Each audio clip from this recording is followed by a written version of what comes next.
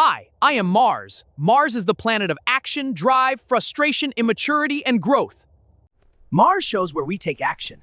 It is the energy that pushes us to move, start, and go after what we want.